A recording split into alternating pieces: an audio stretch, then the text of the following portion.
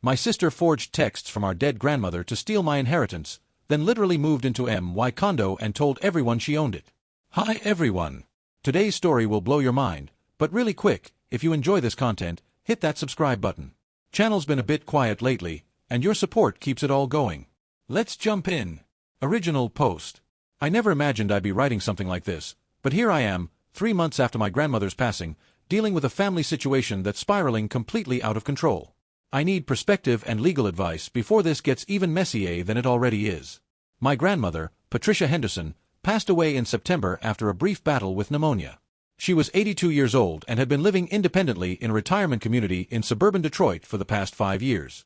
Despite her age, she was sharp as a tack until the very end, managing her own finances, driving herself to appointments, and maintaining an active social life with her retirement community friends. I'm James, 30M, and my sister Rebecca, 28F, and I were Patricia's only grandchildren. Our mother, Patricia's daughter, passed away from cancer when we were teenagers. I was 17 and Rebecca was 15. Our father remarried 2 years later and moved to Florida with his new wife. Since then, our grandmother became even more important to us, essentially filling the role of both parent and grandparent. Throughout our 20s, both Rebecca and I maintained close relationships with Patricia. I lived about 20 minutes from her retirement community and would visit every Sunday for lunch. We'd go through her mail together, I'd help with any technology issues, and we'd watch old movies.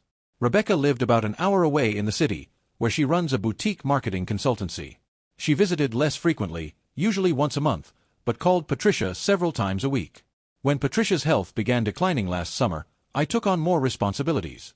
I drove her to doctor's appointments, coordinated with her medical team, and helped her manage medications. When she was hospitalized in August, I spent every evening there after work. Rebecca visited on weekends when she could, though she often had client commitments that prevented regular visits. Patricia passed away peacefully on September 15th. The funeral was small but beautiful, with many of her retirement community friends attending. Rebecca gave a lovely eulogy about Patricia's influence on our lives, and I read a poem Patricia had loved. For a brief moment, despite our grief, Rebecca and I seemed united in our loss. That unity shattered exactly 1 week later when we met with Patricia's estate attorney, David Brennan, for the reading of the will. Patricia's will, which had been properly executed 3 years prior with attorney Brennan's assistance, was comprehensive and specific. She had clearly put considerable thought into how she wanted her assets distributed. The major bequests were as follows. To me, James Morrison, her downtown Detroit condominium located at 1847 Washington Boulevard, Unit 14B, including all contents therein, to be my sole and separate property. Also, her collection of first edition books, her father's vintage watch collection, and $30,000 in cash from her savings account. To Rebecca Morrison, her complete jewelry collection, independently appraised at $45,000, including the 3-carat diamond ring that had belonged to our great-grandmother. Her 2019 Lexus ES350 with approximately 15,000 miles. Her investment portfolio worth approximately $75,000. And $50,000 in cash from her savings account. The remainder of her estate, including various smaller bank accounts, bonds, and personal effects, was to be divided equally between us. At first, Rebecca seemed satisfied with the distribution. She even commented that Patricia had been more than fair, and that the jewelry collection included pieces she'd admired since childhood. We agreed to work together to clean out Patricia's apartment at the retirement community and handle the estate settlement cooperatively. Everything changed 2 weeks later when Rebecca actually saw the downtown condo. The property is a 2-bedroom, 2-bathroom unit in a restored 1920s building in Detroit's Capitol Park district. Patricia had purchased it 15 years ago for $150,000 when the area was still recovering from the economic downturn. With the recent revitalization of downtown Detroit, comparable units in the building are now selling for $400,000 to $450,000. The condo features original hardwood floors, exposed brick walls, 12-foot ceilings, and enormous windows overlooking the park. Patricia had furnished it beautifully with a mix of vintage and contemporary pieces. Rebecca's first words upon entering were, "This is worth way more than what I got." I tried to explain that Patricia had distributed her assets as she saw fit, that the jewelry and investment portfolio were substantial gifts, but Rebecca had already begun calculating. She pulled up real estate websites on her phone, checking recent sales in the building. Her demeanor shifted from grief-stricken granddaughter to calculating businesswoman in minutes. That's when she brought up the down payment gift. 5 years ago, when I was 25, I purchased my first home, a modest 3-bedroom house in Royal Oak. Patricia had gifted me $20,000 to help with the down payment. This wasn't a secret. She had done similar things for both of us over the years. The previous year, she had given Rebecca $25,000 to help launch her marketing consultancy. These gifts were properly documented, gift tax returns were filed, and everything was completely above board. Now, Rebecca argued that because Patricia had already helped me buy a house, the downtown condo must have been intended for both of us to share. Her logic was that Patricia wouldn't have wanted to give me 2 properties, while Rebecca got only money and jewelry. I pointed out the obvious flaws in this reasoning. First, the $20,000 gift from 5 years ago was exactly that, a gift, completely separate from any inheritance. Second, Patricia's will was explicit about who should receive the condo. The language couldn't have been clearer. To my grandson, James Morrison, I leave my condominium located at 1847 Washington Boulevard, Unit 14B, Detroit, Michigan, including all contents therein, to be his sole and separate property. Rebecca's response was to question whether Patricia had been fully aware of the condo's current value when she wrote the will 3 years ago. She suggested that Patricia must have thought the values were more equal and would have wanted to update her will if she'd known about the appreciation. This argument ignores the fact that Patricia was incredibly financially savvy. She had worked as a bookkeeper for 40 years, managed her own investment portfolio, and regularly reviewed her assets with her financial advisor. The idea that she didn't know what her own property was worth is insulting to her memory. Over the next few weeks, Rebecca's position hardened. She began telling family members that I was taking advantage of the situation and being greedy. She twisted the narrative to make it seem like I was somehow stealing from her, conveniently omitting the substantial assets she did receive. The situation escalated when Rebecca demanded a key to the condo. She texted me saying she needed access to evaluate the property and determine fair compensation. When I refused, explaining that the property was mine according to the will, she accused me of hiding something. Her text read, "If you have nothing to hide, why won't you let me in? I have a right to see what you're getting." Patricia was my grandmother too. I responded that she had already seen the property during our initial visit and that I wasn't comfortable giving her unsupervised access to my inheritance. This led to an increasingly hostile series of messages where she accused me of being selfish, dishonoring Patricia's memory, and destroying our family. Last week, things took a formal turn. I received a letter from Rebecca, not from a lawyer, but typed on her company letterhead, demanding that I either add her name to the deed as a 50% owner or buy out her rightful share for $200,000. She calculated this based on her estimate of the condo being worth $400,000. The letter included several arguments. 1. The $20,000 down payment gift constituted an advance on my inheritance. 2. Patricia had verbally expressed wishes for both grandchildren to have property. 3. The current will didn't reflect Patricia's true intentions due to the unexpected appreciation. 4. As Patricia's caregivers, we both deserved equal compensation. 5. Refusing to share the condo was causing severe emotional distress to Rebecca. That last point particularly stung. While it's true we both cared for Patricia, I had been the one to shoulder the majority of day-to-day responsibilities, especially in her final months. Not for any expectation of reward, but because I loved her and wanted to ensure her comfort. To have that thrown back as a bargaining chip felt deeply wrong. I consulted with David Brennan, the estate attorney, who confirmed what I already knew: Rebecca has no legal claim to the property. The will is valid, properly executed, and unambiguous. He mentioned that Michigan law is quite clear on these matters and that Rebecca's arguments wouldn't hold water in court. However, he also warned that she could still file a lawsuit contesting the will. While she would likely lose, the process could be expensive and time-consuming. He suggested I might want to retain my own attorney separate from the estate representation. I've also discovered that Rebecca has been more active in her campaign than I initially realized. My cousin Jennifer called to ask if it was true that I was refusing to honor Grandma's wishes. Apparently, Rebecca had told her that Patricia had promised the condo to both of us, but I was using technicalities to claim it all for myself. My Aunt Linda, Patricia's sister, received a similar story with added details about how I had isolated Patricia in her final years and potentially influenced the will. This is particularly hurtful given that I had regularly encouraged family visits and had even set up video calls for Patricia with out-of-state relatives during COVID. Rebecca has also taken to social media, posting vague but pointed messages about family betrayal and fighting for what's right. While she hasn't named me directly, anyone who knows our family situation can connect the dots. She's received numerous supportive comments from friends who only know her version of events. The stress of this situation is affecting all aspects of my life. My girlfriend, Sarah, has been supportive but is clearly tired of hearing about the drama. My work performance has suffered as I find myself constantly checking my phone for new messages or emails about the situation. I've had trouble sleeping, running through conversations with Rebecca and wondering if I could have handled things differently. What makes this particularly painful is that Rebecca and I had a decent relationship before this. We weren't best friends, but we got along well enough. We had different personalities. I'm more introverted and steady, she's more outgoing and ambitious, but we'd always supported each other through major life events. Now I feel like I'm seeing a side of her I never knew existed. I've tried to understand her perspective. Perhaps she's struggling financially more than I knew.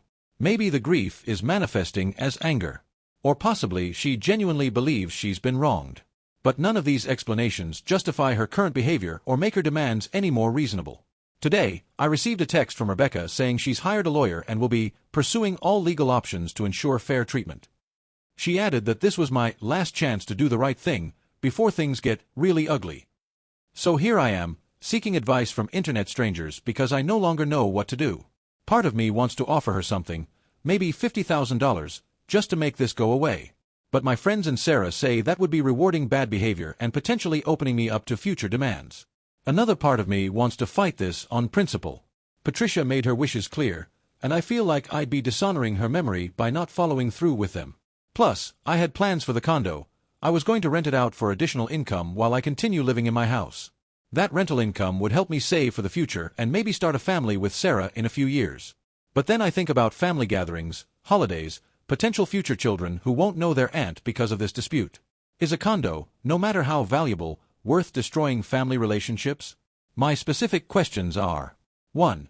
Should I preemptively hire my own attorney, or wait to see if Rebecca actually files suit? 2. Can she really contest a will on the grounds she's suggesting? 3. Would offering a settlement make me look guilty or weak in future proceedings? 4. Has anyone dealt with similar family inheritance disputes? How did they resolve? 5. Am I being unreasonable in refusing to share something I was specifically given? I know this is long, but I needed to get it all out. Any advice, perspective, or similar experiences would be greatly appreciated. I feel like I'm losing my mind and my family simultaneously. Edit. Located in Michigan. The condo is in Detroit. The will was executed in Oakland County where Patricia lived. Update 1. 3 weeks later. Sister produced fake text messages from deceased grandmother about condo being jointly intended. I want to thank everyone who responded to my original post. Your advice and perspectives gave me the courage to stand firm and hire my own attorney, which turned out to be the best decision I could have made given what happened next. For those who didn't see my original post, my grandmother Patricia left me her downtown Detroit condo in her will. My sister Rebecca received other valuable assets but is claiming the condo should be jointly owned because our grandmother gave me money for a house down payment 5 years ago. Following the advice I received, I hired my own attorney, Michael Chen, who specializes in estate disputes and has seen every family drama imaginable, his words. The retainer was painful, $5,000, but Sarah convinced me it was necessary protection. Michael's first action was to send Rebecca a formal letter outlining the legal reality. The will was valid, her claims had no merit, and any further harassment would be met with legal action. He offered to meet with her attorney when she retained one to discuss the matter professionally. Rebecca's response came a week later in the form of a request for an family meeting to resolve this amicably. She suggested we meet at a neutral location, a coffee shop downtown, to work through this like adults who loved their grandmother. Michael advised me to attend but to bring him along. He said it would either lead to resolution or provide valuable information about her intentions. I agreed, though I was skeptical about Rebecca's sudden desire for amicable resolution. The meeting was last Tuesday at 2 p.m. I arrived with Michael to find Rebecca already there with her boyfriend, Tyler. She immediately objected to my bringing lawyers into a family discussion, conveniently ignoring that she had threatened legal action multiple times. After some tense back and forth, Rebecca said she had something important to share that would change everything. She pulled out her phone and showed us printed screenshots of text message conversations allegedly between her and Patricia. The messages dated back 2 years and included several exchanges about the condo. Key excerpts included: Rebecca dear, I want you and James to share the downtown condo when I'm gone. He already has his house, so it only seems fair. Don't worry, sweetie, I'll make sure the condo arrangement is clear. You both deserve to have a place in the city. I'm planning to update my will next month to reflect our discussions about the condo. You and James will both be taken care of. That last message was allegedly sent just 6 weeks before Patricia passed away. I stared at these messages in shock. Not because I believed them, but because they were so obviously fake that I couldn't believe Rebecca thought anyone would fall for them. Here's why. First, the writing style was completely wrong. Patricia texted like a typical 82-year-old, short messages, often in all caps, lots of ellipses, and frequent autocorrect errors. These messages read like a 28-year-old trying to sound like a grandmother. Perfect grammar, proper punctuation, and modern phrasing Patricia never used. Second, Patricia exclusively used voice-to-text for longer messages, which always resulted in hilarious misinterpretations. I have dozens of texts from her where grocery store became grossly story or love you dear became glove you beer. These fake messages had none of those characteristic errors. Third, and most damningly, one of the messages referenced Patricia being at the cottage this weekend. Patricia hadn't owned her cottage for 3 years. She sold it in 2021 when maintenance became too much. Rebecca apparently forgot this crucial detail when crafting her fiction. Michael, maintaining his professional composure, simply asked to see the original messages on Rebecca's phone. She claimed she had recently upgraded her phone and only had these screenshots. When asked why she hadn't mentioned these crucial conversations during the initial estate proceedings, she said she hadn't realized their legal significance until consulting with friends. I couldn't contain myself anymore. Becca, I was with Grandma the entire week this message was supposedly sent. She had just gotten out of the hospital after her fall. She could barely hold her phone, let alone type out elaborate messages about estate planning. Rebecca's face flushed. She must have sent them when you weren't there. You didn't monitor her 24/7, James. Stop acting like you were her only grandchild. Tyler interjected, maybe you just didn't know Patricia as well as you thought. Rebecca had a special relationship with her. Michael shut down the conversation professionally. He stated that these screenshots would need to be properly authenticated before they could be considered evidence of anything. He requested specific information, the phone number they were sent from, complete metadata, and access to Patricia's phone records. Rebecca became defensive, saying we were attacking her and calling her a liar. She accused me of turning the family against her and said Patricia would be ashamed of how I was treating my only sister. The meeting ended with Rebecca storming out, but not before delivering a parting shot. I know what Grandma wanted, James, and I'm going to make sure her wishes are honored, with or without your cooperation. The aftermath of this meeting has been intense. Rebecca has doubled down on her story, now sharing these screenshots with extended family members. She's created a narrative where I'm suppressing Patricia's true wishes for my own gain. My cousin Mark called me yesterday, confused. James, why didn't you mention these texts before? If Grandma really wanted you both to have the condo. I had to explain the suspicious nature of the messages, but it sounds crazy to say your sister is forging texts from your dead grandmother. Michael has been invaluable during this time. He immediately requested Patricia's phone records from her carrier and began the process of forensic analysis on the screenshots. He also advised me to gather evidence of Patricia's typical communication style and her physical condition during the time frame in question. I've spent the last week compiling a genuine text exchanges between Patricia and me, showing her actual writing style. Medical records from Patricia's August hospitalization showing her limited mobility. A calendar entries proving I was with her during the alleged message times. Statements from retirement community staff about Patricia's condition and capabilities. Screenshots of Patricia's Facebook posts, rare but telling, showing her actual writing style. The most helpful evidence came from an unexpected source. Patricia's friend Dorothy from the retirement community reached out after hearing about the family drama from my aunt. Dorothy had been Patricia's closest friend and had dozens of text exchanges with her. She was horrified by Rebecca's claims and immediately offered to provide her messages as evidence of Patricia's actual texting style. Even more importantly, Dorothy revealed that Patricia had explicitly discussed the condo with her just 2 months before passing. According to Dorothy, Patricia said, I'm leaving the condo to James. He's been so helpful, and it will give him good rental income. Rebecca is getting mother's jewelry and good money, she'll be fine. I've also discovered more about Rebecca's financial situation. Her marketing consultancy isn't as successful as she portrays. A mutual acquaintance let slip that Rebecca lost her biggest client 3 months ago and has been struggling to pay her office rent. This context makes her desperate grab for the condo more understandable, though not excusable. The family divide has deepened. Some relatives have chosen sides, others are trying to stay neutral. Thanksgiving is 3 weeks away, and I'm already getting calls about keeping the peace and not letting money destroy family.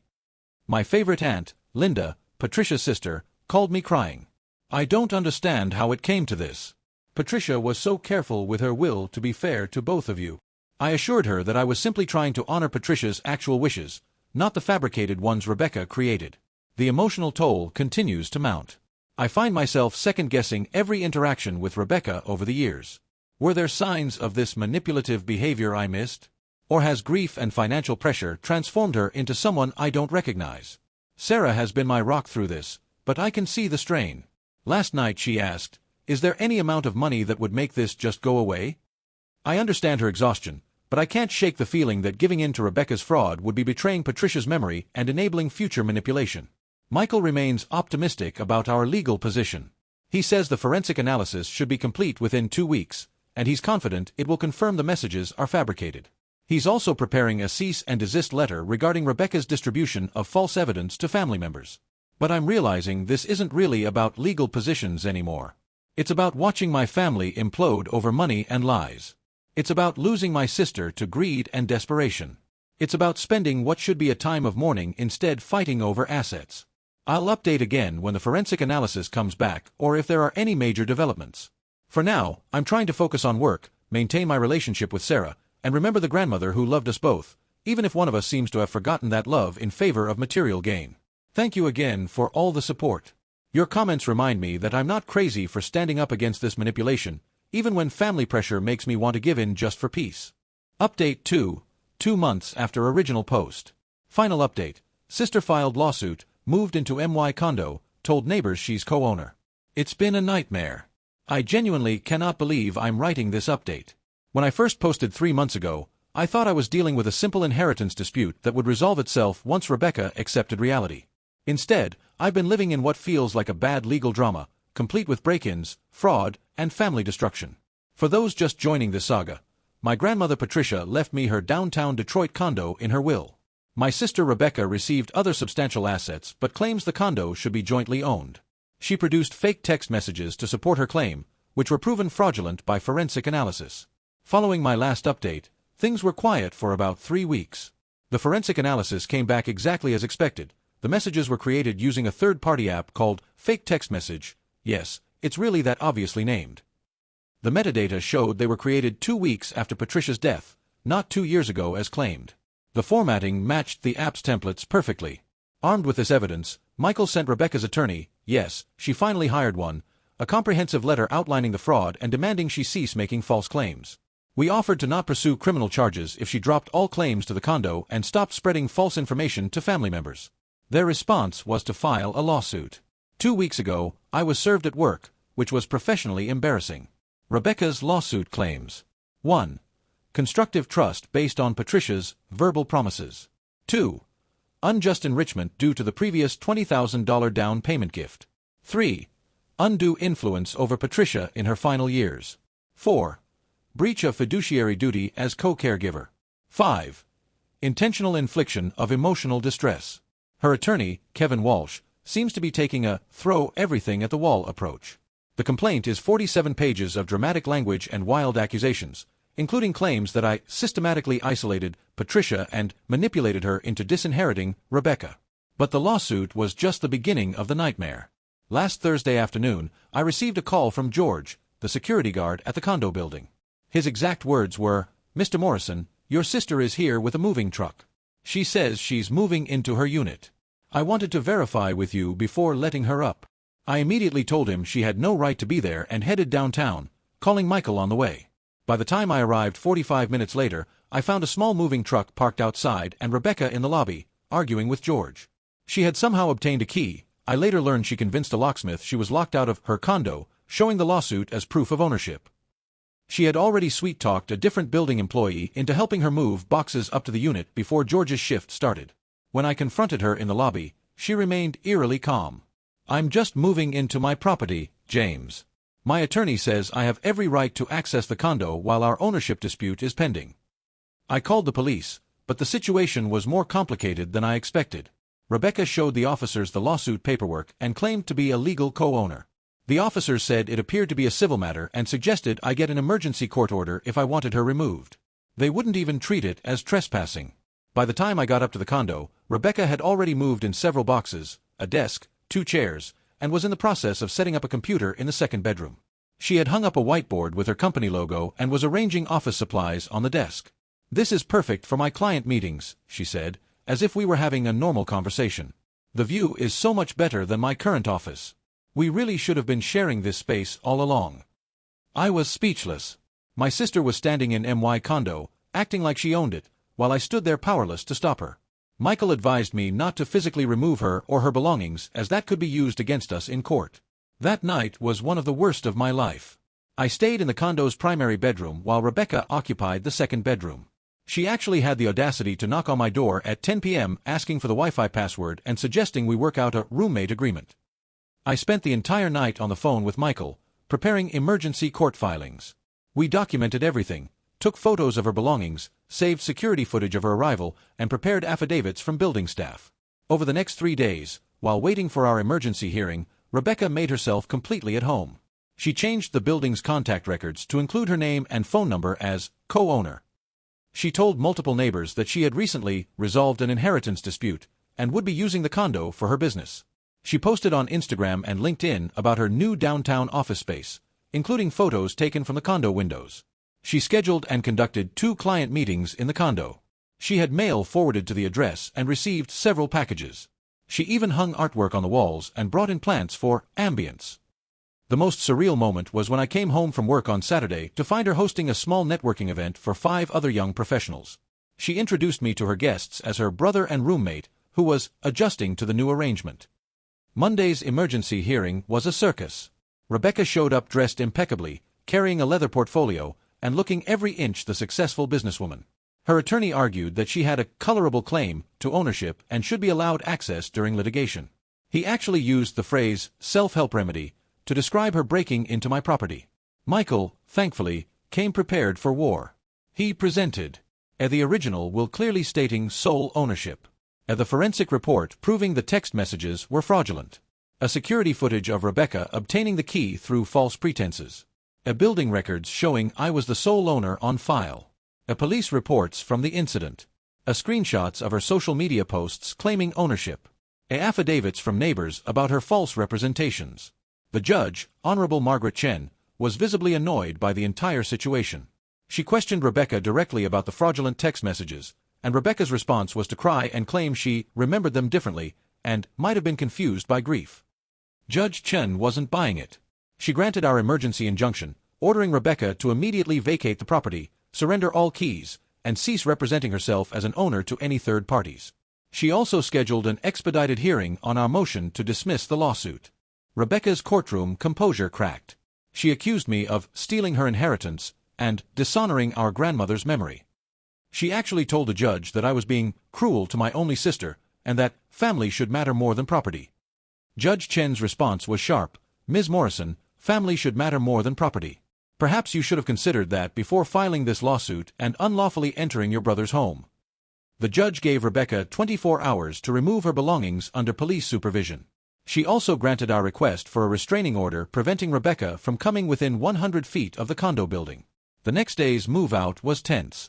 Rebecca arrived with Tyler and 2 friends, all of whom glared at me like I was the villain. She made passive-aggressive comments throughout. "I hope you're happy, James. You got what you wanted. Grandma would be so disappointed in how you've treated me. This condo means more to you than your own sister. I can't believe you called the cops on your own family." She had managed to spread her belongings throughout the entire condo in just 4 days. It took 3 hours to ensure everything was removed. I documented the entire process with video and photos, on Michael's advice. Before leaving, she looked me in the eye and said, "You may have won this round, but I know what Grandma wanted. This isn't over." The aftermath has been extensive. I immediately changed all locks and had a security system installed. Building management was mortified by the security breach and has implemented new procedures. They've also banned Rebecca from the property. Michael is pursuing sanctions against Rebecca and her attorney for frivolous litigation. We're seeking reimbursement for all legal fees, the security system, and lock changes. The forensic evidence of fraud has been forwarded to the prosecutor's office for potential criminal charges. The family fallout has been severe. Rebecca has painted herself as the victim to anyone who will listen. Some relatives have bought her story, others see through it, and many just want to stay out of it. Thanksgiving was cancelled after it became clear that any family gathering would be a disaster. My Aunt Linda tried to host a modified dinner, but when half the family refused to come if the other half was invited, she gave up. The investigation into Rebecca's finances revealed the depth of her desperation. She owes 3 months of back rent on her office space, has maxed out her credit cards, and borrowed money from multiple family members. Her business has essentially collapsed, with only 2 remaining clients. This explains but doesn't excuse her behavior. Through all of this, I've been seeing a therapist to process the grief, not just for Patricia, but for the sister I've lost. Dr. Williams has helped me understand that Rebecca's actions aren't really about the condo. They're about desperation, entitlement, and maybe some deep-seated resentment I never recognized. I've also learned some hard truths about family. Blood doesn't guarantee loyalty or decent behavior. Sometimes protecting yourself means accepting that a relationship is irreparably broken. Some relatives have surprised me with their support. Others have disappointed me with their willingness to enable Rebecca's behavior. My cousin Jennifer, who initially believed Rebecca's lies, reached out last week to apologize. She had asked Rebecca for proof of the text messages and was blocked on all social media in response. That opened her eyes to who was really lying. Patricia's friend Dorothy has been a godsend. She regularly checks in and reminds me that I'm honoring Patricia's actual wishes, not the fantasy Rebecca created. She even testified at the emergency hearing about Patricia's true intentions.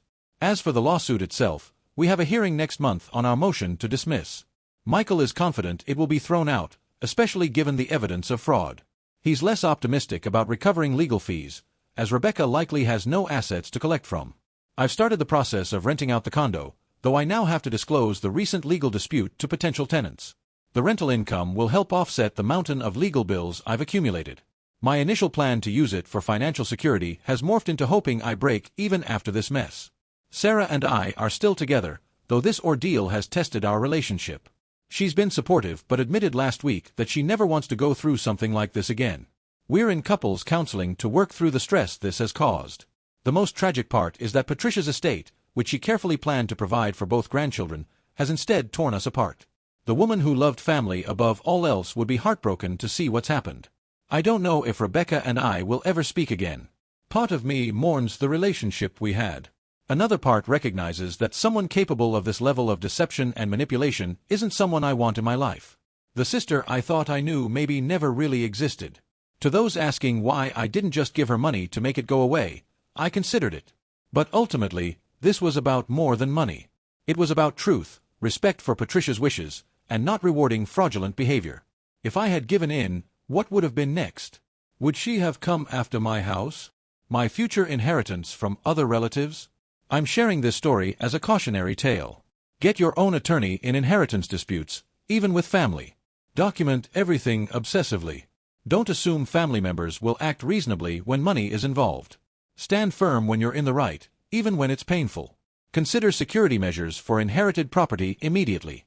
Most importantly, remember that honoring someone's actual wishes is more important than keeping the peace with those who would distort those wishes for personal gain. Patricia deserved better than this outcome. She deserved grandchildren who honored her memory rather than fighting over her assets. I can't control Rebecca's actions, but I can ensure that Patricia's actual wishes are respected, even if it costs me my sister. Thank you to everyone who has followed this story and offered support. Your comments helped me stay strong when family pressure nearly broke me. I hope none of you ever experience something similar, but if you do, know that you're not alone in dealing with family members who put greed above relationships. This is hopefully my final update. The condo is secure, the lawsuit is likely to be dismissed, and I'm moving forward with my life. It's not the outcome I wanted, but it's the one Rebecca forced through her choices. Rest in peace, Patricia. I'm sorry your legacy became a battleground, but I promise your true wishes will be honored.